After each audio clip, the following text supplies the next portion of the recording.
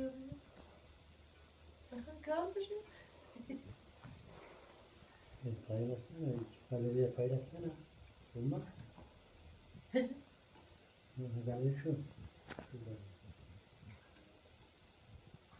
Duvar kağıdı diyor.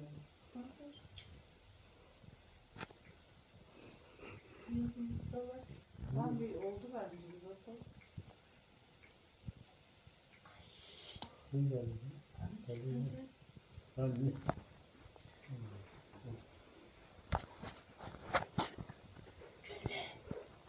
Güllü. Ne yapıyorsun kızım?